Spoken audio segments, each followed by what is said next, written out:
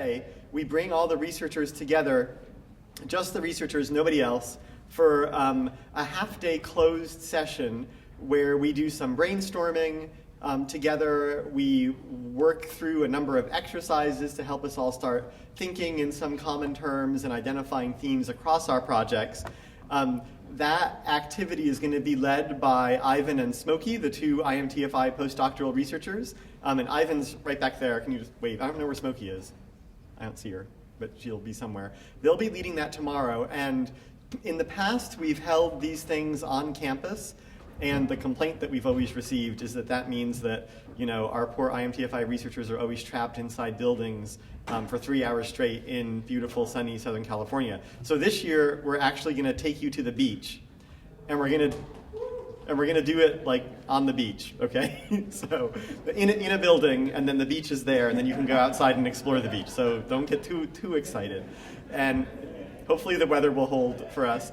And we'll be giving you more information about this later on today. We have a piece of paper that has the kind of format and thing for you to take a look at. But basically, there'll be rides leaving from your hotel tomorrow at 8:30 to take you down to Balboa, where we'll be at the beach for this activity. And then you'll have some time in the afternoon to explore down there and, I don't know, go sunbathing or something if there's sun. So without any further ado, let's get started on our next panel. I'm very pleased that we have Jan Chipchase here with us. Jan is the Executive Director of Global Insights at Frog Design, and he has been associated with IMTFI pretty much since the very beginning when he was a researcher at Nokia.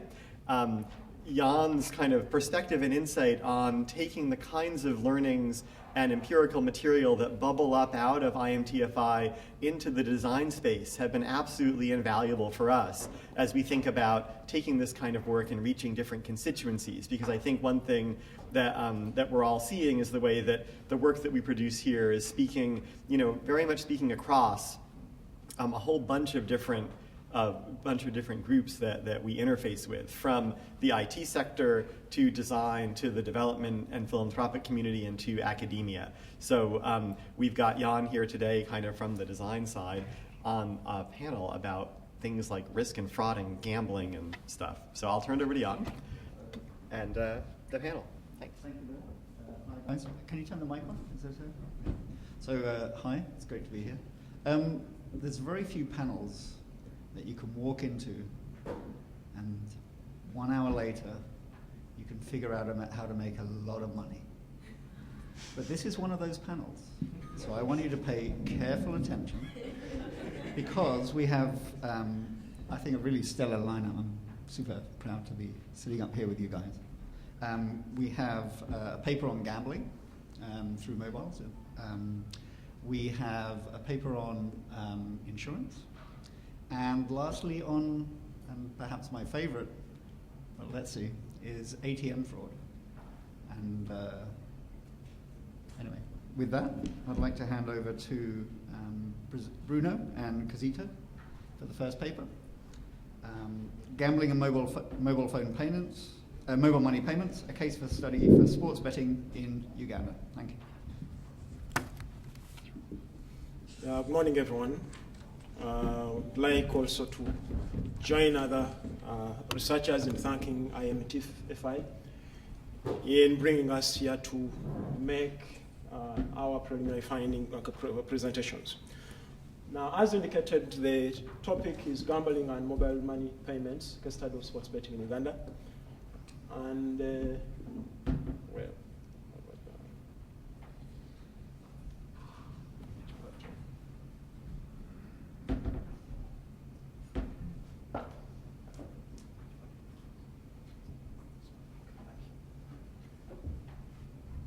well, what we set out to investigate is basically to find the place of mobile money payments in the whole context of sports betting. Now, what we've so far done, we've held interviews with operators of betting shops, gamblers, community leaders, and regulators. We've administered fan rate questionnaires, but also observed business on the floor of the betting shops. We've reviewed newspapers as well as stories on sports betting within the news that has been published.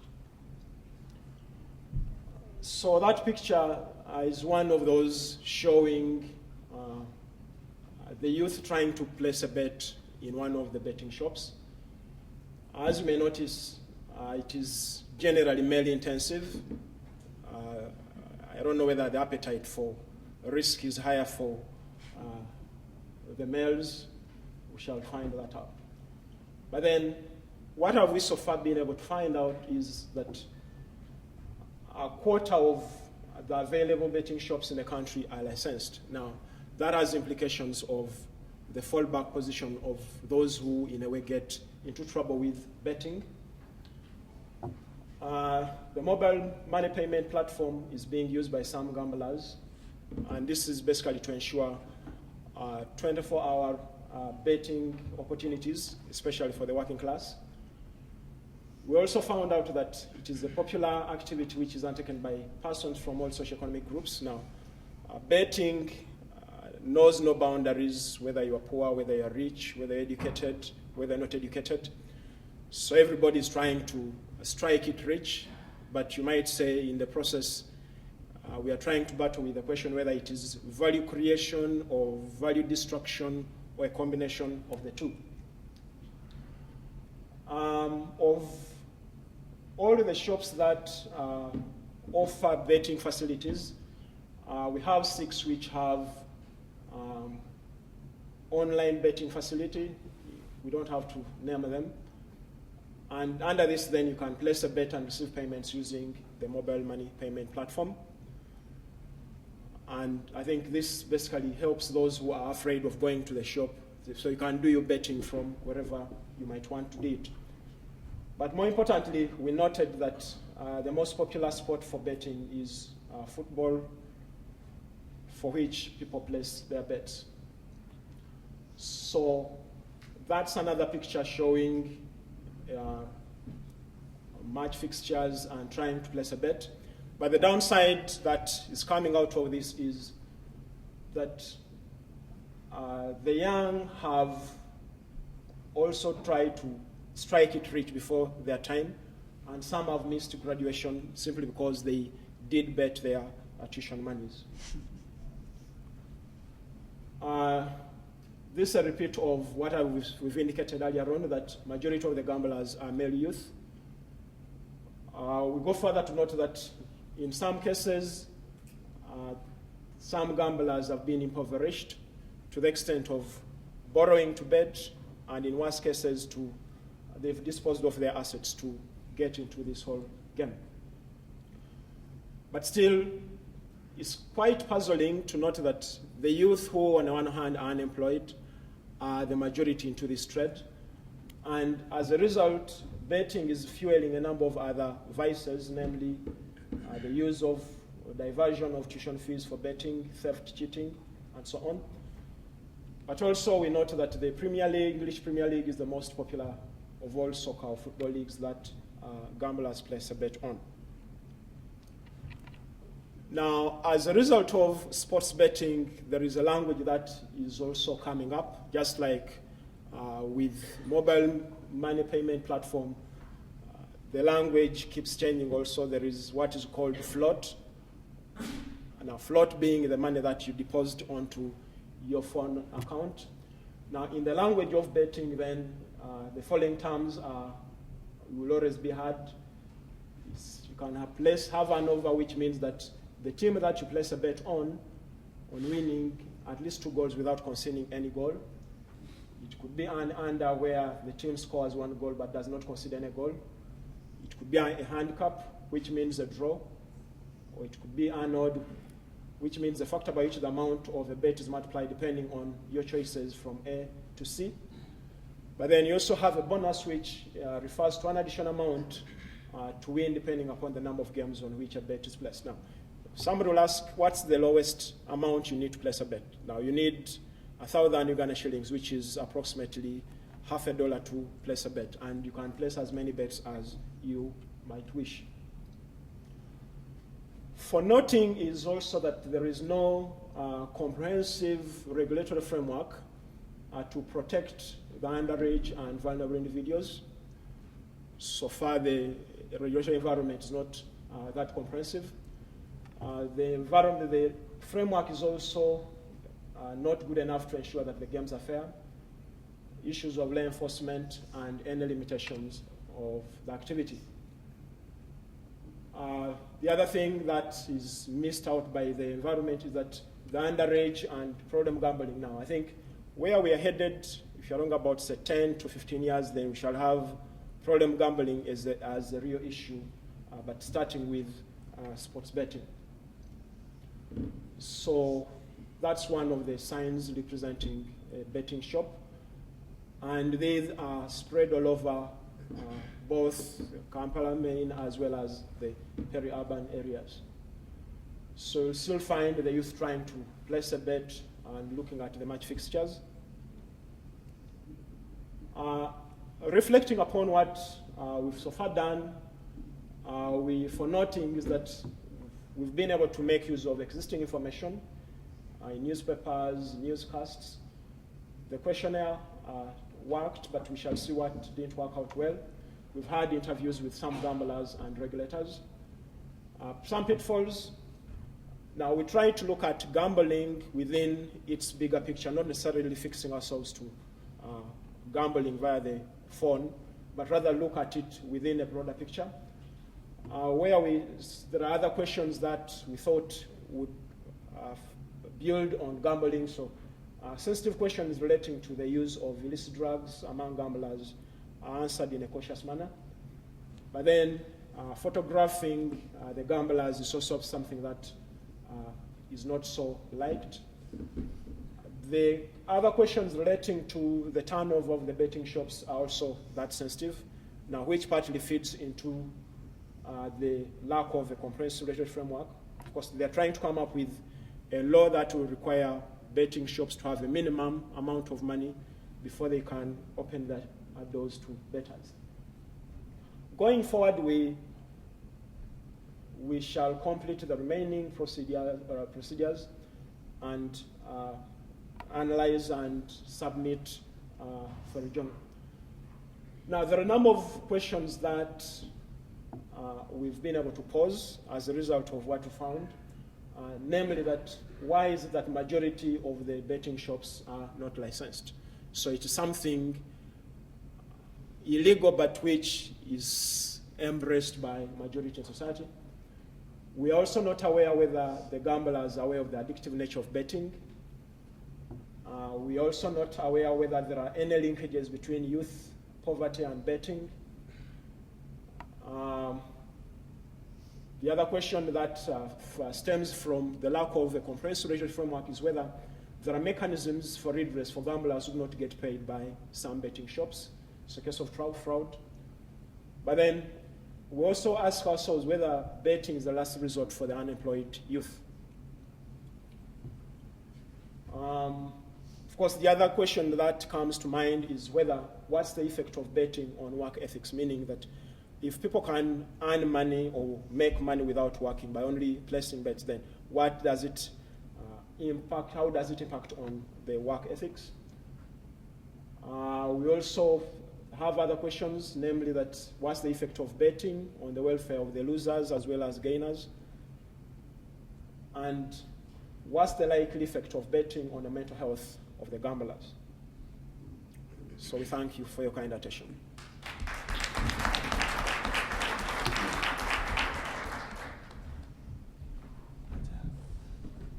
Okay, next up we have Nelson and Cyrus, who will be taking us through the challenges facing the uptake of M-insurance loyalty-based life insurance schemes, a case study of U-Cover microinsurance in Kenya.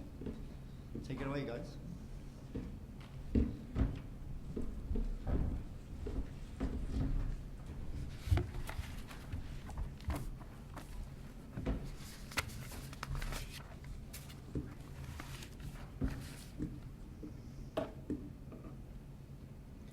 Okay, thank you.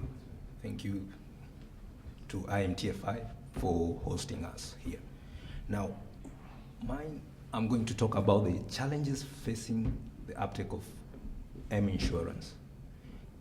a case study of the UCover loyalty micro insurance scheme. Now, UCover, you find that before I highlight about UCover, let's have a look at the percentage market share of the various mobile operators in Kenya. You can see Safaricom, as usual, is always has the lion's share at 64%, followed by Airtel, Orange, and finally ESA, which in Kenya trades under the U Mobile name. Those are the statistics as of the fourth quarter of 2011-2012. We'll start by defining microinsurance. Microinsurance mainly is the protection of low-income people. That is, those who are living between approximately $1 and $4 per day, against specific perils in exchange for the regular premium payment. So, in order for the poor to have access to microinsurance, there are three distinctive roles that need to be performed: carrying the risk, front office service, and the back office service.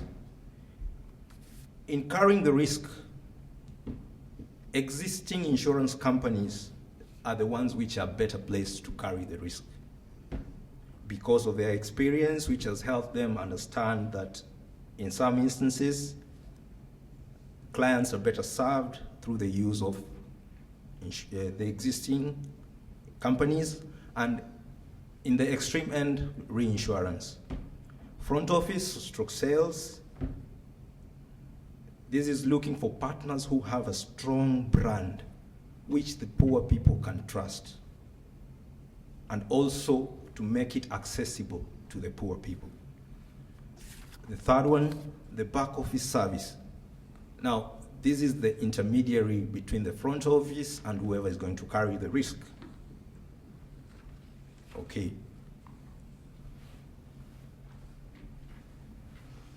A brief history of U, or a brief background of U Mobile, which is also known as ESA Telecom, but in Kenya it trades under the name of U Mobile.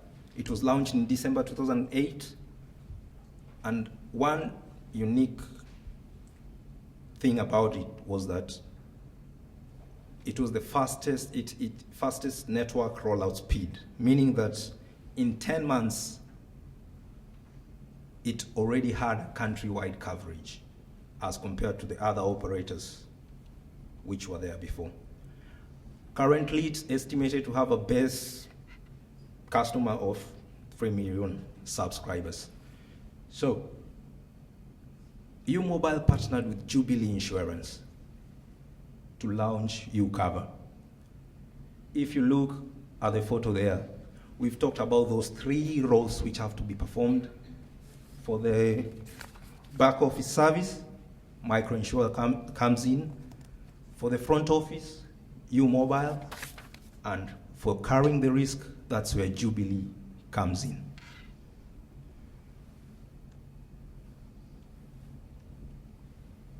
How does UCover work? For you to enroll, it's a USSD service. You have to dial *555# from your mobile phone. And you'll follow the steps as will be guided through the USSD service. So the thing about it is only available to prepaid subscribers of the network, and all claims will be made by the Jubilee Insurance Company Limited. So what are the payout rates? For every $1.16 to $2.88 which you spend in a month in form of airtime top-up, in case of disability or life or death or what, you're going to get a $115.73 payout. Those are the rates. As the more you spend, the more the payout in the service. Methodology. How did we access our respondents? Mostly due to the scarcity of U Mobile subscribers, Snowball sampling came in handy. since their availability due to their market share was somehow scarce. So snowballing sampling, it really was the technique that we really applied here, and one-on-one interviews, also field notes. That was our research assistant doing the data collection. For the second part of the presentation, I'd like to invite my colleague to take us through the preliminary findings. Thank you.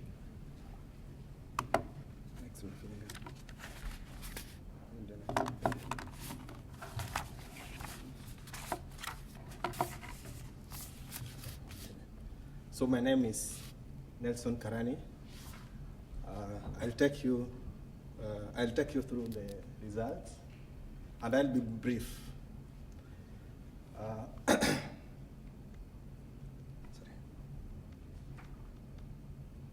So we have we found out we have 7 challenges. We have 7 challenges so far. The first one being the belief and culture. That is, okay, in the African settings, somehow, we have the wrong notion and normal belief that insurance is meant for old men and motor vehicle owners. That is, okay, motor vehicle owners are, they're the only ones who take insurance normally. When it comes to life insurance, people are not interested. Even I myself, I'm not interested. Okay, sometimes, I have not taken it. Even the U-cover thing, I have not taken it. Though it's for free, you know? It's like you top up, you get the premium. But me, I've not taken it. Then the gender affair, this gender thing comes in, where female respondents, most of them have no knowledge or little knowledge about insurance. This one comes hand in hand with the first point, that is the belief that the insurance is for old men. So this one comes hand in with this one. Next, we have the age factor, whereby most of the users of this U-Mobile product, they are youths. So they use this U-Mobile for SMSs, free calls, because we have free calls sometimes during the day and night. Then we have the bundles, internet bundles. So most youths use this U-Mobile product for chatting, sending SMSs, and internet bundles. But when it comes to money transfer, they have another line. That is the Safaricom line, which we use for M-Pesa. So they don't use Airtel and Orange or this use something, because all those companies, they have those products, the mobile something. Next we have poor marketing / research. That is, if you look at what we did, we compared the three mobile companies. That is, we started with Safaricom. If you look at the home page, you'll see on the left side we have M-Pesa, their products. That is, we have M-Pesa, we have internet, Bonga, prepaid, like that. Next, you look at Airtel.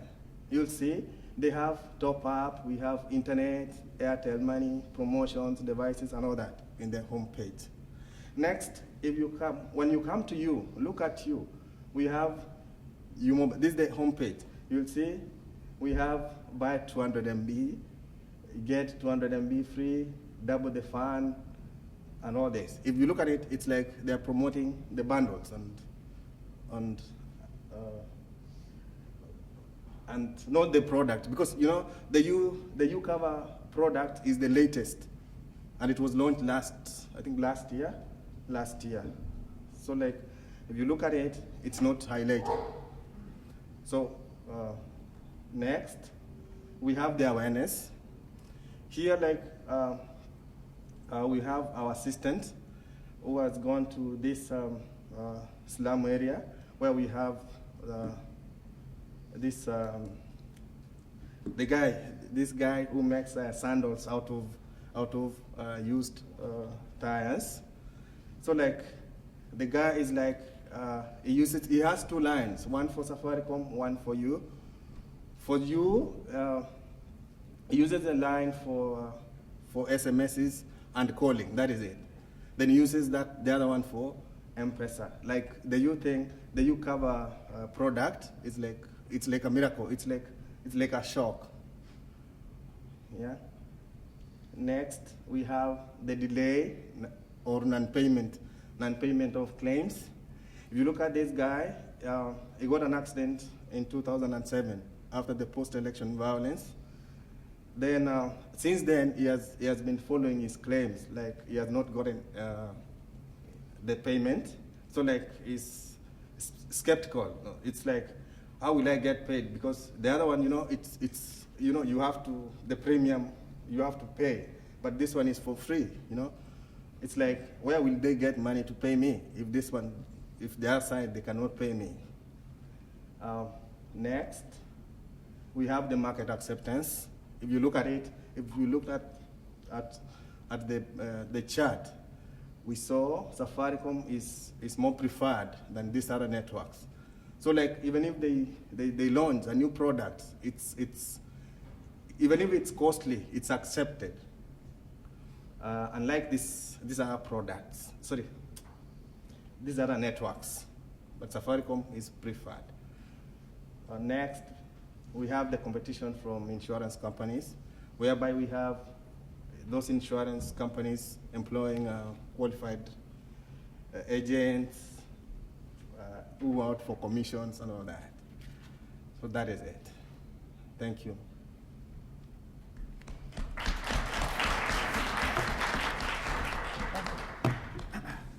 Thank you. So next up, we have Tade and Tosin to talk about automatic teller machine fraud in southwest Nigeria from the perspective of a shoe wearer.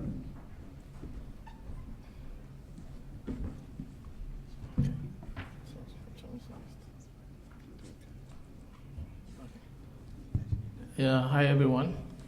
My name is Tosin, and since it appears fashionable to start with thanking the IMTFI, I would also like to thank the IMTFI, Bill, Jenny, for this platform.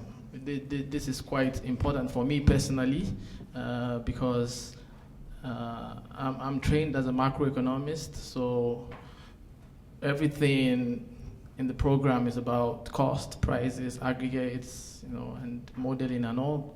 And it's been fun listening to things about sorcery in some parts of India, in using cartoon images to, make very good changes, and also talks about randomizations and experimental work in several parts of the world. Well, to the business of the morning, I'm going to talk briefly, myself and my colleague, about one of the maybe admittedly unintended consequences of the deployment of mobile payments or mobile payment systems, and that's on ATM fraud.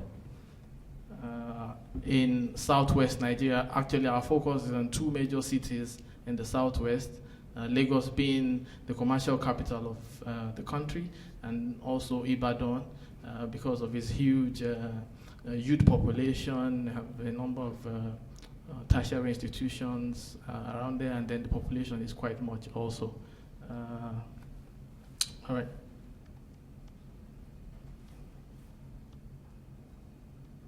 Sorry.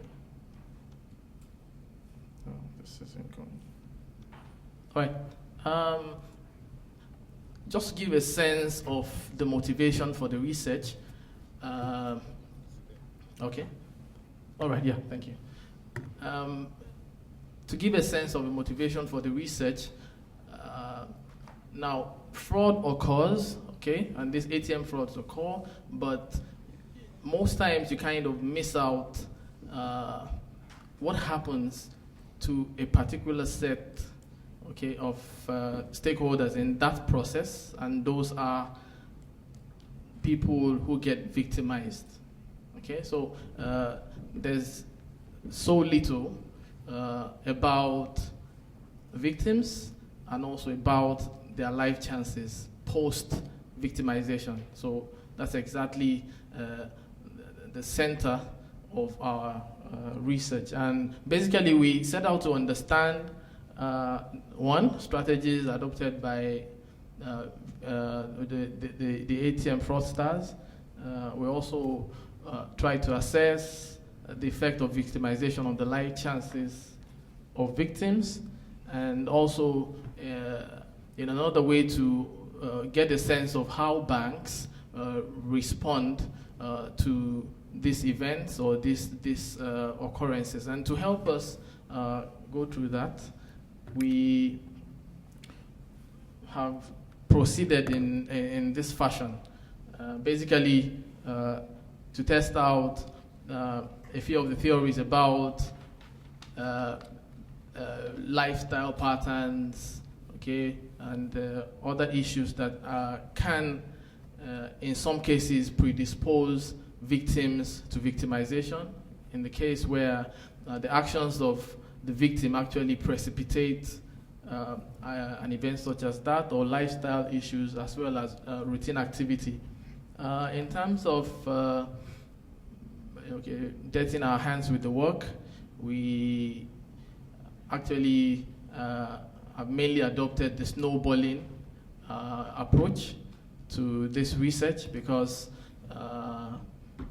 you need to find a victim who then possibly links you through a story to someone else who knows someone else, and back and forth. That way we have been able to talk to about 20 ATM fraud victims, and we've also had some key informant interviews both in Lagos and in Ibadan around the central issues to our research. I would leave the details of the results and findings to Dayo, who is a sociologist, to take us through. Thank you. Yeah, thank you so much, Tosin. Quickly, the results of our findings and the preliminary results indicates that yesterday while our colleagues from Nigeria and Ghana presented their results, they highlighted the issue of trust and the rest of them. But with regards to fraudsters, we discovered that the identity of the fraudsters becomes very important in order for us to know how this strategy that they adopt in victimizing a person holding these ATM cards. And we found that relatives, lovers, children, friends of card holders are actually some of the fraudsters who perpetrate this fraud. And that raises what eventually we pose as the issue of trust with regards to the issue of holding and people adopting the use of ATM as a form of payment. And then we also found that there is also the issue of knockings, the third parties who probably will clone the cards.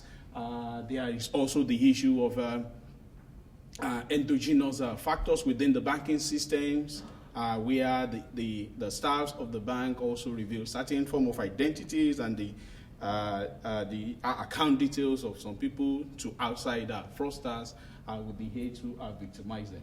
And the picture down there, which we'll further analyze later in the study. And we quickly are talking about the strategies they use. One, we realized that the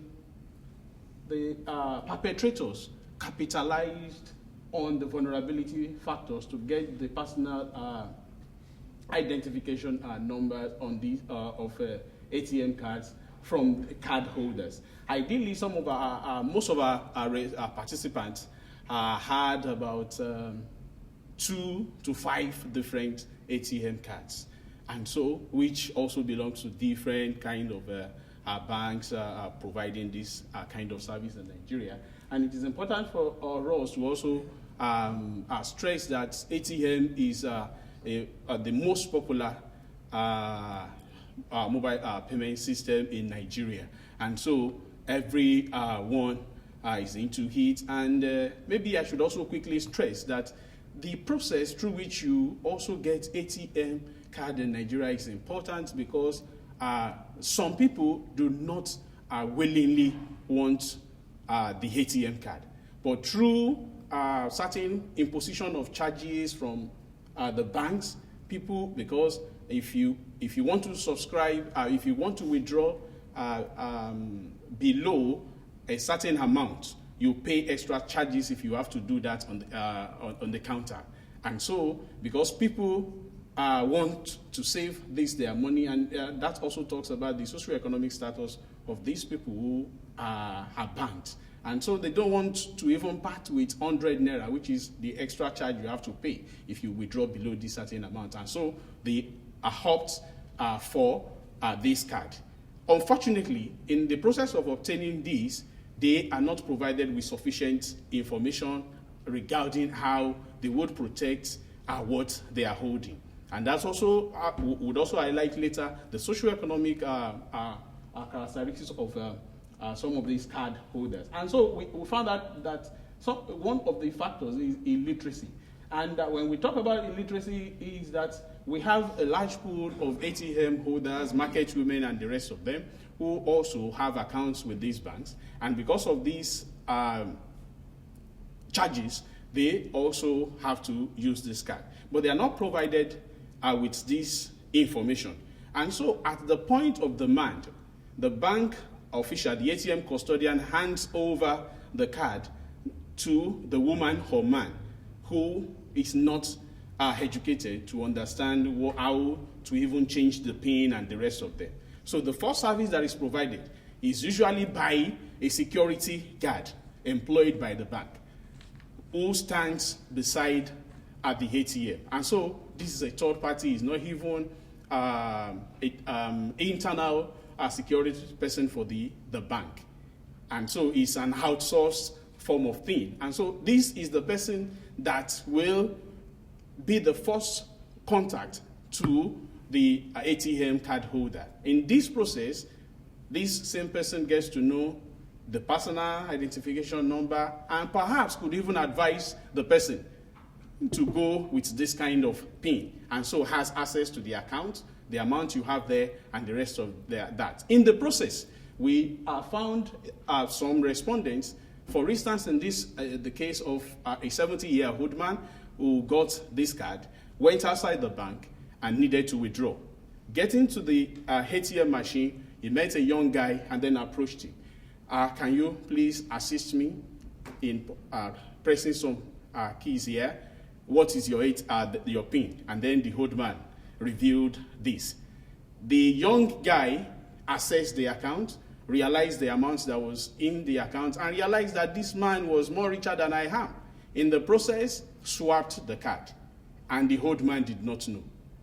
He left, and the guy told the man that the network was bad, and so you can't withdraw at this point in time. So the old man left.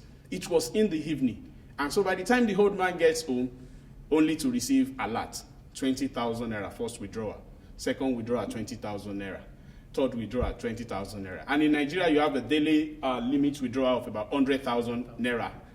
Now, so there was nothing the old man could do, and then the following day, you get to the bank and then narrated the story. There was nothing that could be done. They realized that the old man had to present to them a different ATM card, which does not belong to him. So the issue of illiteracy and the lack of education for card holders play a major role in ATM victimization. The issue of illness, we found that a particular guy also became a victim because he was ill. And in the process of being healed, he needed to buy some drugs. And the next person beside him was a trusted ally, a friend. And he gave him his ATM card, revealing the PIN. Go get certain amount of money for me at the machines. He returned the card, but already had the idea of the PIN. At a later date, the guy got hold of the ATM card and then went away. The guy was still sleeping. When, by the time he woke up, as early as 7 a.m. in the morning, the guy was woken up by alerts. 20,000, 20,000, 20,000, and 10,000 naira.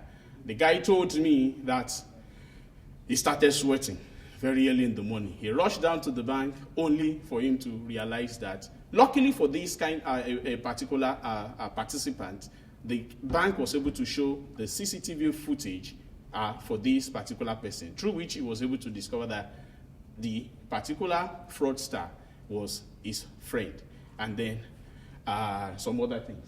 And then the aged and the weak pensioners. You know, in Nigeria, when you are old and the rest of them, then they have money, your kids send money down to you, then you have domestic servants and the rest of them. And so the domestic servant, a woman gave the domestic servant, go and get a withdraw for me 20,000 naira. By the time the lady got to the ATM, she withdrew 40,000 naira and returned home only to give the woman 20,000 naira. But unfortunately for her, the woman already got the alert of 40,000 naira. And then the woman demanded, you withdrew 40,000 naira, and she denied. I did not withdraw 40,000 naira. By the time the woman said, let's go to the bank. They go to the bank, at the bank venue and the rest of them. The lady was threatening that if you are the perpetrator of these acts, you are going to be jailed and the rest of them. And lo and behold, she confessed within the banking hall, and then that was how it was discovered that. And so people could also capitalize on your age and the rest of them. Interestingly, lovers, and that brings us to the issue of trust that she raised also yesterday. How do we believe that your lover could also work against your interest when he or she knows your personal identification number? In this particular case, a particular man got hold of the PIN of the wife, and in the process withdrew 200,000 naira. And the woman could not believe her own status with the bank. She is a big business person, and so a well-known client to the bank. And so they wouldn't take that with a PIN of her. And so when she complained that something like this happened, she got to the bank and started raking, abusing them. You people are inefficient and the rest of them. But the perpetrator also went to the bank with her, and he was in particular attacking the manager and the rest of them. You people are stupid and the rest of them, saying all sorts of unprintables. But lo and behold, by the time the footage was played, they left the banking hall apologizing. And so it was the husband who actually withdrew the money. So this brings us to the issue of trust. But as time, because of the huge complaints that we have from holders of ATM cards, banks are also adopting different strategies to protect their clients.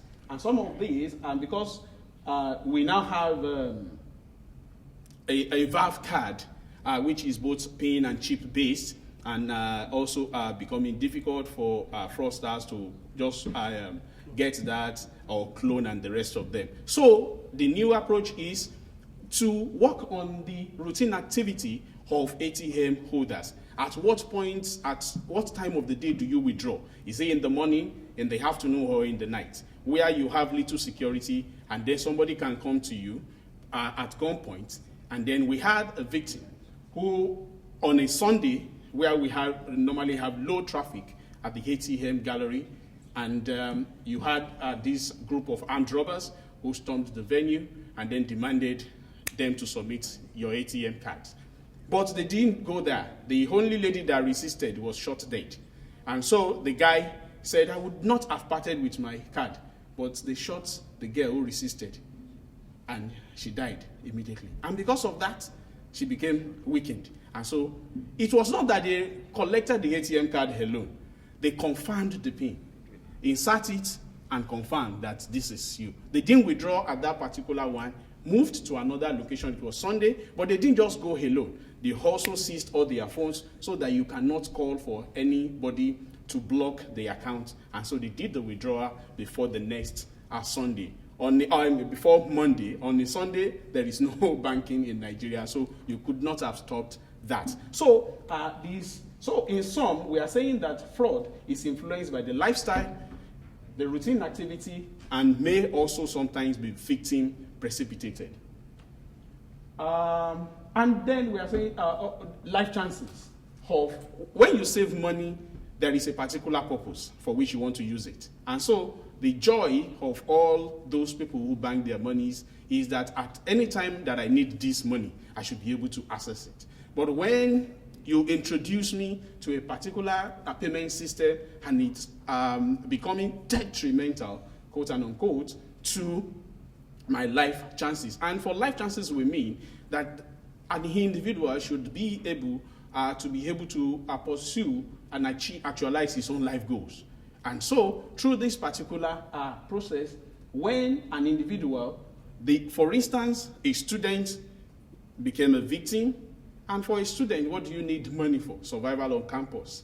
And when that happened, it leads to psychological form in terms of concentration, and then how do you survive on campus? And this could also lead you to the development of certain form of social problems, particularly adopting coping strategies, which could also lead you to deviant behavior. And we also found out that this could also lead to business collapse. We had a victim who targeted around this time is December, and so it's business period, and people save for this time, and then they go to make their business so that they would make huge sales. And it was at this particular time in the year that she became a victim. And so for that particular time, she lost everything she had invested from January to November through the ATM fraud. And because of that, we also had another victim who was saving. He was saving to move from the house which he was living with his parents and is working, and wanted to move away so that he could begin his own life and then marry. And lo and behold, 200,000 naira that he saved to rent a house got taken away by ATM fraudsters. And so we say it also creates financial insecurity among the unemployed. We had about 5 of the victims who just finished their national youth service, and they saved a little out of this because we have high rate of unemployment within the country. And so what could have sustained them post service year in their first 3 months went away with ATM fraud. And so we are saying that whether you become a victim or not is also a function of your age, the sex, the status, and then the support network that you have within the family. So if you are a student, where do you derive support when you fall victim of this ATM? If you are a female, you become more susceptible because if you are not from a wealthy home, it means that you need help from elsewhere. And that could predispose that particular person to all sorts of deviant behavior or creates more problem. And then we also realize that because when we asked them, how did you feel when this happened? And some said, I felt everything, the life was over. That it took me almost 6 months to get over this. And for some who are from wealthy homes with strong support system, immediately the thing happened, several people sent money to them, and then they were back on course. But for others, it was not like that. And so the socioeconomic status of victims also becomes important when analyzing the effects of this. It creates psychological trauma and then deepens hopelessness. And more importantly, we also try to look at the way banks characterize the fraud in such a way that when you become victim and then you visit your bank, what happens? What do they do? And what the ATM custodians told us is that most of them blames it on the victim. It is victim precipitated.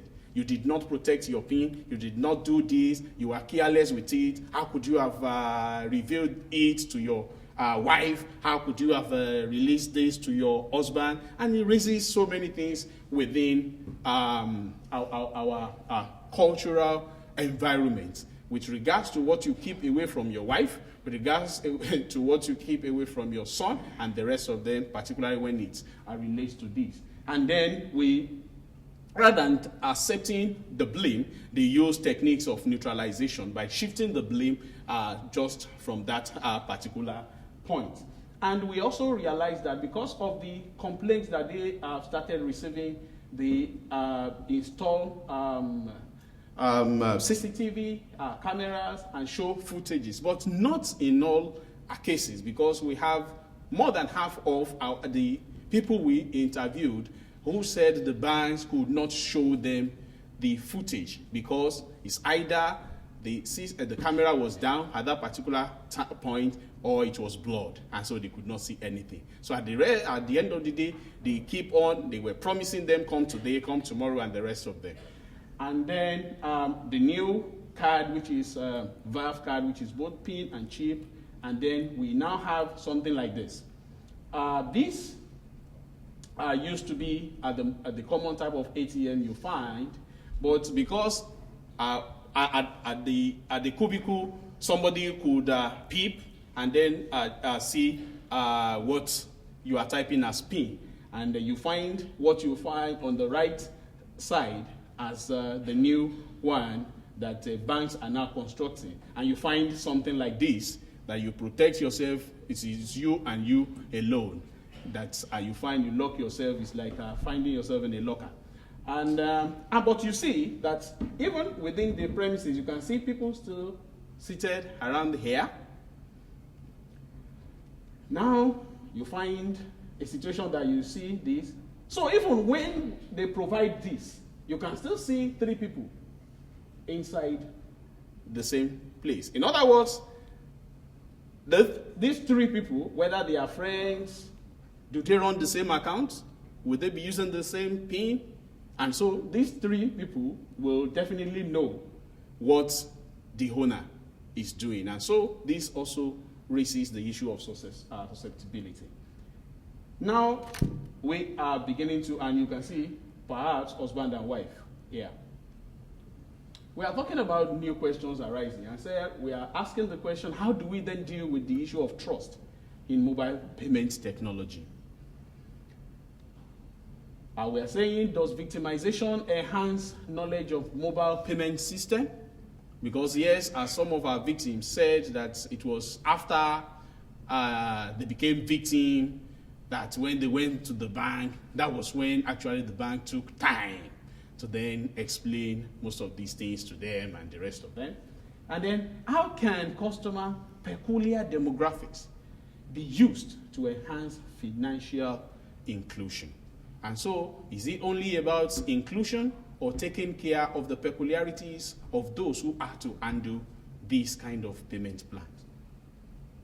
And so, we say moving forward, we are halfway into the data. We have more victims to interview. We have booked appointment with some in Lagos and Ibadan. And then we still have a key informant. We want to probe with the security agents and see their insights into the issue and how it is treated. And we still target more 1,000 users through quantitative instruments. This is typically the situation at some point in time in the day. And so you see that most of them are still looking at us for solution to the problem created by this mobile payment system. I'm very sure that most of them would have preferred to make their withdrawal on the counter, but some of them have been forced to go through this on a daily basis. Thank you for your attention.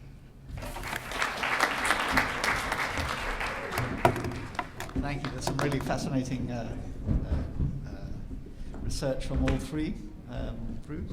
So before I hand over questions to the floor, I'd like to start with one, and it's a question for everyone on the panel, which is, how has the process of designing and running the study changed your own personal attitude to gambling, risk, and/or fraud? So in other words, how has exploring that topic changed your own behavior?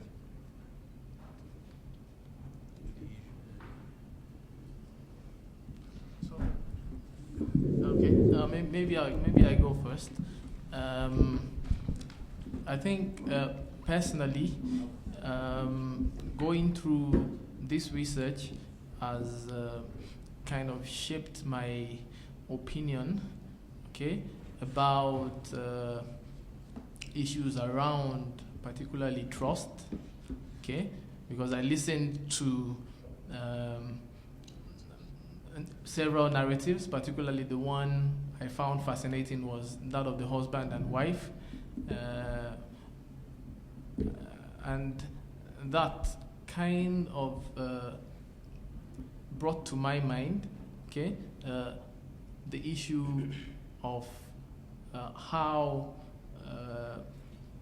ties and relationships are shaped by several factors, okay, both family-based factors as well as how technology also can challenge some basic foundations of the, because marriage is sacred in our parts, and husband and wife are supposed to be as open as possible to one another, but victimization still occurs, or still occurred in that case, and then that got me thinking that in deploying these technologies, it's important to look beyond maybe the potential for helping poor people, making lives more comfortable, but the implications of the kind of invisibility, if you would like, that brings, and how that challenges family relationship and social structures that we have in place. Okay, thank you. Anyone else from the panel? Okay. For me, I only see alterations brought into the body quality of people. I imagine that before going to field, somebody needs money from me, and then I dip my hand into the wallet and then say, take. But now, if somebody needs money, and then you say, see my wallet, you say, where is your ATM? You don't have ATM, then we can approach and so it's redefining social relationship. It's redefining social relationship as well as building or breaking some form of creating more gaps for me. Because, yeah, I can send money to another person elsewhere, but it does not bring us into contact. And that has implication for us in our culture, because you need personal contact with people, you need people that you can trust. But this is showing me that it goes beyond that. When new technologies are deployed, it brings social change into the social structure of things. Thank you. Thank you. Insurance companies. So how has it changed your behavior, or the way you think about the world? Okay. Before I did this proposal, actually I'm not enrolled for U cover. I didn't even have a U line to start with. But due to the happening of things, I had to understand this better, so it meant that I had to also enroll for U cover, so that in order to get an experience of how it felt, how the whole process went. So pretty much it changed how I view the micro-insurance products. I had to embrace them. Did it change the riskiness of your behavior, did you think? What I can say, I don't think it did. And would you tell this audience if it did anyway? I mean, it's a public forum. I think we would all be very suspect about revealing exactly what risky behavior we're engaged in. But anyway, thank you. So. Yeah, mine is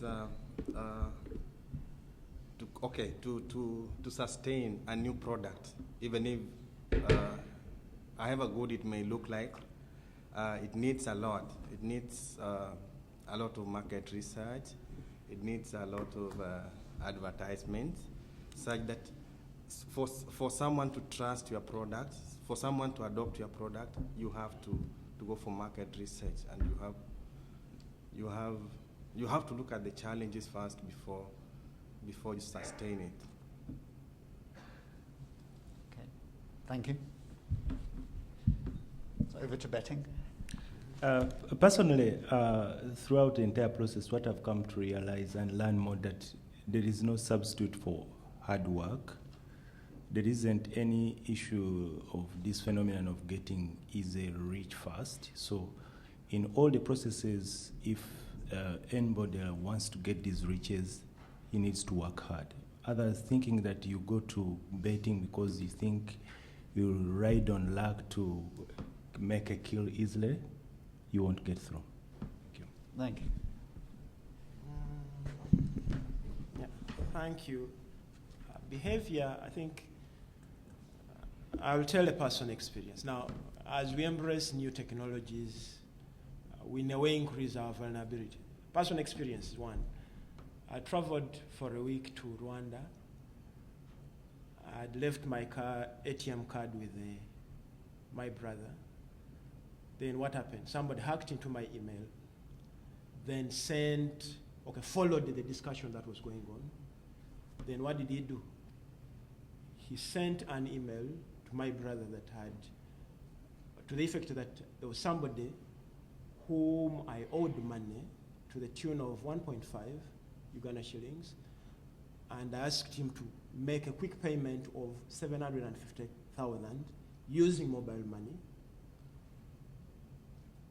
Now, I don't know what happened, but because if I'm in Rwanda, I'm accessible by phone, but at that time he couldn't reach me.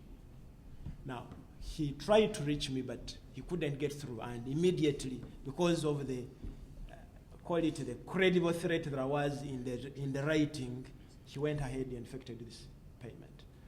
So, how has it changed my behavior? I think to be a little more cautious. Okay, so in the spirit of immersive research, did you gamble? And I'll put my hand up. If I was running that study, I'd be gambling left, right, and center. So. Tough question, but to be honest with you, we didn't gamble. Okay, so again, in the interest of trying to understand our participants, something that fascinates me in each of these studies is your exploring topics that are taboo in some shape or form, potentially, or touching on taboo topics. And in order to get the participants' perspective and to get a true understanding of it, do we as researchers, we in the room, have an obligation to go down that route, or where's the line between what we should do and what we shouldn't do? And I'm not sure, I do want to open this up to the audience, but I can let that one lie for a bit, and then we can come back to that if it's a little quiet in the room. So why don't we open that up, Miss? I have two comments for Nigeria. One is, it sounds to me like one of the issues with the ATM thing is a design issue. And the fact, I think one of the realities of African life in general is that people will always send other people to the ATM. And I don't think that's going to change. So what if somebody designed a multi-pin ATM card where the individual could have unlimited access to their amounts, but if they're sending somebody, then there would be a smaller limit that only the other person could use. I think it wouldn't eliminate fraud completely, but it would reduce it very significantly. And the second thing I wanted to say is that eTransact in Nigeria actually has an ATM card which has a one-time use PIN. So you can't reuse the PIN, and each time it's a randomly generated PIN. So it would be interesting to see if people have somehow found a way around eTransact cards. So that might be something you might want to check out as well. Would you like to respond to that at all, or should we go to the next question? Yeah. Okay. Thank you. In the course of speaking with some of the victims, actually, a professor of economics became a victim, and he said, as a result of that, he told his banker, he said, I'm done with this. And he said, Professor, how can you back out what you preach for people to adopt and the rest of them, and then because of this? I said, no, so what can I do? And then he said, currently, that whenever he uses ATM machines that is suspect to him, and he changes his PIN almost immediately. So in a month, he may change it twice, 3 times. Apart from that, he also said they have opened what he called, I think, split account or so, where it is only the amount. On the ATM card, he only has, the maximum amount is about 2,000 naira. So even if you are an armed robber and you take the thing off from him, you can't have more than 2,000. So whenever he needs money, he then at that particular point transfers from his phone that amount to the card, and then goes to the ATM card, and then does that. I think it goes beyond. It is maybe because of the status of this person that makes the banker to give him this kind of. But if this is also democratized to the level of every user, for crying out loud, I want all to be secure. Apart from saying the card is easy, it gives me easy access to my phone, and I also want security. And I think that should not be as client specific. It should be general, it should be open. So that is just the insight from the field, and people are also adopting that kind of strategy, I think so. I think the multi-pin concept that you referred to is not something that is happening at the moment, but obviously it sounds like something that can be explored. Yeah. Thank you. Hello, I'm Yinka from Nigeria. I want to ask Shola and Tade the question that in Nigeria as well, we have the problem of dispense errors from ATMs, which also is a form of institutional fraud, because sometimes the victims don't get their cash back. Are you looking at these cases as well, or you're just looking at the vulnerabilities by the users? All right. So there are 2 important parts to this. What we've presented is around the victims and their life chances and others, but we have this quantitative assessment part where we deal with issues of service quality, use and non-use, and several other issues. So we actually asked those very important questions in our quantitative survey. But I think that's a very good point. Yeah, just to add to that, what we have presented is the results of the preliminary results from the qualitative data. The other leg, which is focused on the quantitative, we have open-ended and closed-ended questions. And at the end of it, we'll also ask the participants to give us suggestions on how this could be improved. And one of the insights from that is we asked them what has been your the challenge you face using ATM, and then you find ATM dispense error, issuer inoperative, and all sorts of these. And that is what, also in the questionnaire, we have also been able to find that the participants, as a result of that, because they now face double jeopardy, you get there, you don't get your money. I've been a victim of that. I had only 20,000 naira left, 22,000 left. I needed 20,000 naira. It was on a Sunday. I needed the money badly. And then I went to the ATM, started the card, and then no money. But before I turned, I was debited. And I could not even approach any other ATM card to use the money. So I had no money. So that happens. And that is why our participants are now saying, because of this experience, we now prefer to use the ATM machine of the bank we are holding that card, so that it is easier for us to track our fund. Because when they use the ATM of another bank, there is problem of interbank reconciliation. And so that places more burden to the customer. And these are some of the insights from the quantitative. But that's, because we said the shoe wearer's perspective, we only presented the one from the victim. Thank you. Good question. Jake?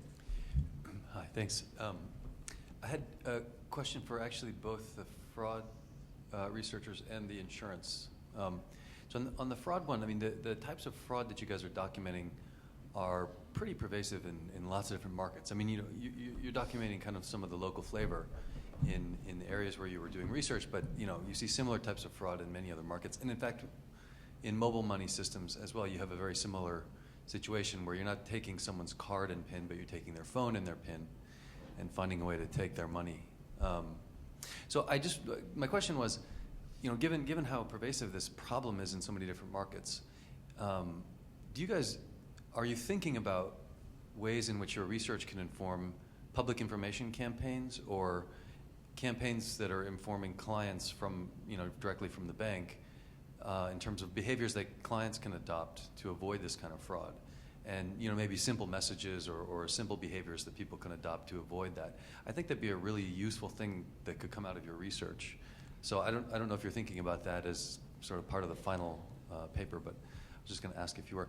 And then in terms of the insurance, if I followed you correctly, the way that the insurance works, you get a certain amount of insurance depending on how much business you're doing with the mobile operator.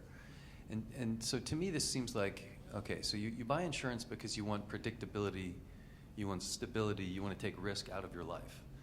And then now you have this insurance product which comes and goes depending on how many calls you make in a month, right?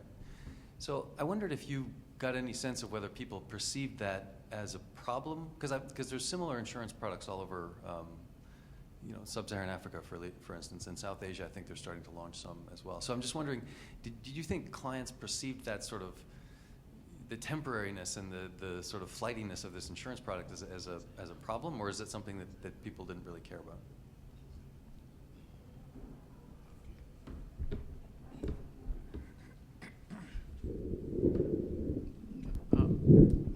All right. On the issue of public information campaigns, I would think that that is going to form, a good part of, the recommendations that would come out from this study, because what has come out abundantly clear to us in the course of this study is that there are information gaps, okay, at different points, okay, in the process. So I think providing such information would go a long way in making these mobile payment systems, okay, achieve most of their primary purposes. Fine, fraud is pervasive everywhere, but you still find variations in terms of the level, okay, as you move from place to place. And I think providing information is a big part of making sure that the levels are manageable, so to speak. So it's important to have that in view as we wrap up here. Yeah, just quickly to add, it is part of our proposal that understanding how the strategies involved in ATM fraud and the rest of them would provide information for us to make intervention on how it can be improved, particularly from the point of view of those holding this particular card. And that is part, and in fact it's a whole sentence, part of what we submitted to IMTFI, and we intend to still do this, not only through publications in journals and blogs and the rest of them, but if you read most Nigerian newspapers, in fact, we read in the course of putting this down, we read a particular feature, somebody documenting his experience on a weekend approaching an ATM machine, and he titled the article Automated Teller Problems. And so we also go through newspaper publications and the rest of them, because we also intend probably to send findings of these to the provider, so that at least the customers we have, they will enjoy this service, and that will build more trust in the facility that is being provided, so that we have more people on board, and then we also make it unprofitable for people who want to deviate and victimize people. Thank you. When it comes to temporariness, the elite class, those who are aware of this microinsurance, they have embraced these other insurance companies, these policies which come with the insurance companies. And most of the elite, they embrace the Safaricom product, as I said before. So they don't trust this you cover thing. It's like they don't like it, they don't want it. When it comes to the less privileged, or the poor, we can say, they have little awareness. And again, with or without temporariness, it's like they are not aware. Yeah. Thank you. Yep. So part of, for me, the danger that is underlying some of the themes that came up in this panel follows nicely the previous panel's discussion of trust and social networks.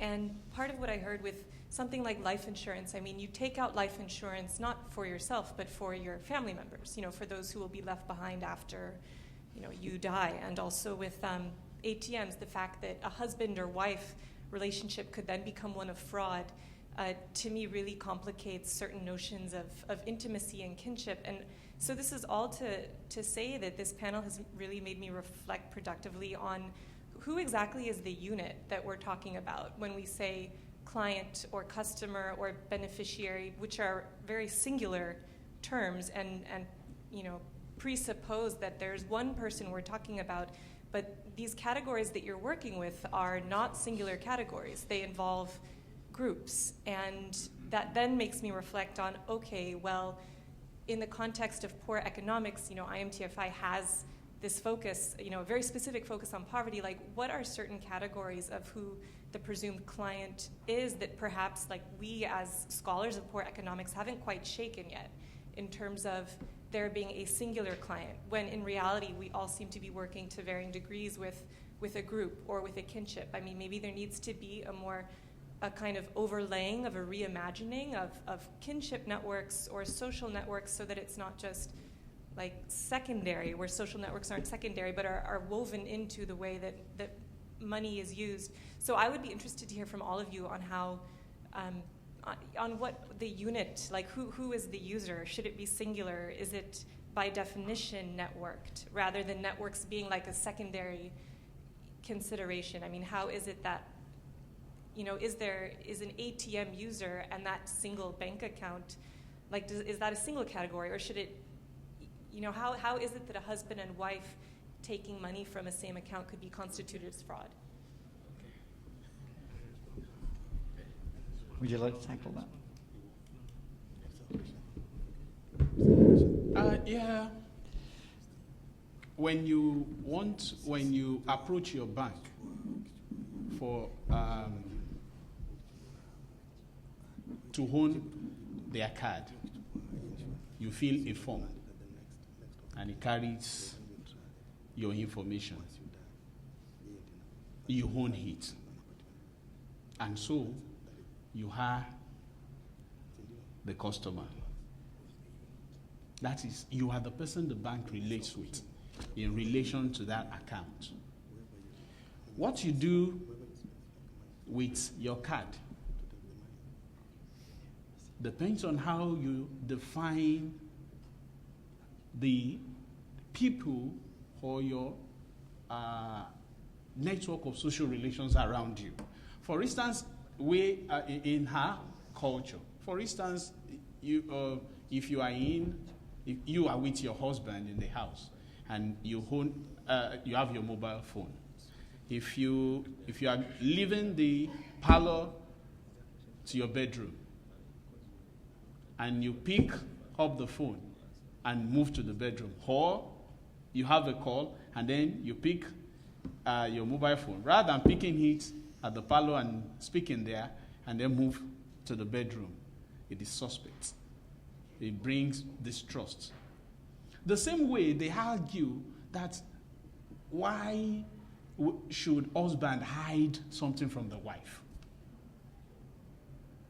For instance, let us use this as another example, perhaps because I used that. If a son was going to school and then requested the money from the father, from the mother, and then the mother could not raise much fund and then gave him 1,000 naira. And then the father said, this money is too small. And then says, I don't have cash on me. I can take. And then withdraw 5,000 naira. And then the son got to the ATM machine and withdrew 15,000 naira.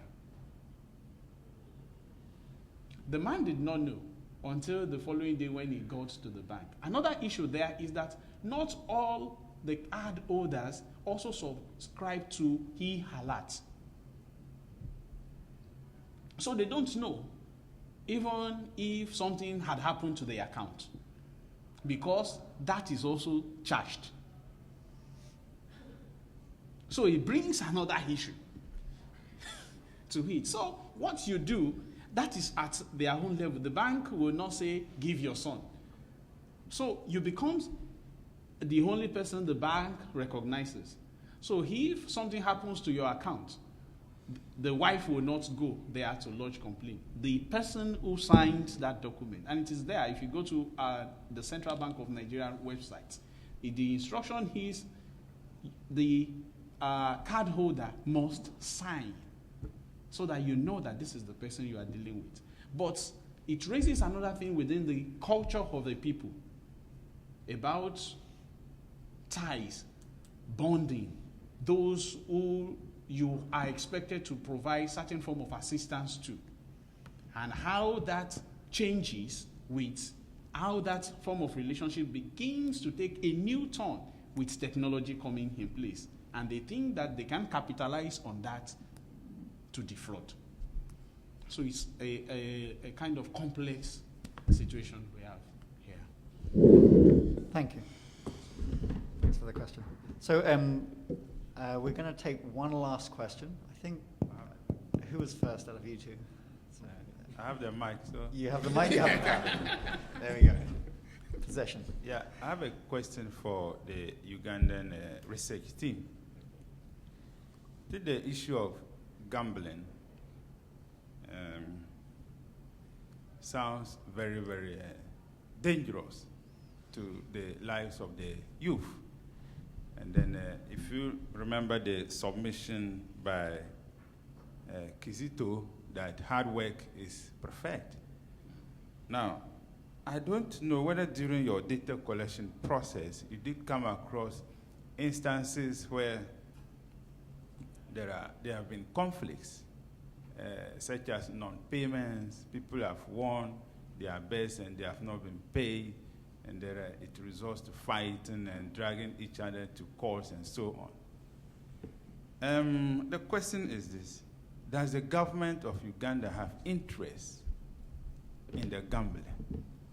What is the state doing about it? Because I see it to be an important step to addressing the challenges, especially those confronting the youth. So does the government have interest in the gambling business? And then the other comment goes to Nigeria. I think we just have time for one. Oh, one, okay. To address that. Just with one. All right, thank you very much. All right. Thank you. Yeah, thank you, Saidu. Now, asking about the government interest, yes, the government has big interest. I think in the last budget, the VAT on betting shops was revised, so there is a very strong stake that the government has. Now, the other side of it is whether it is protecting the other parties or stakeholders in this whole game, but the stakes are real high. And you see, this whole question of adopting a hands-off approach is also suspect, because you find that many of the shops are run by people who are well connected to within the system, so the stakes are high. So we're coming up to 12:30. I'd like to thank everyone on the panel for some fascinating research and the questions from the audience. I think with that.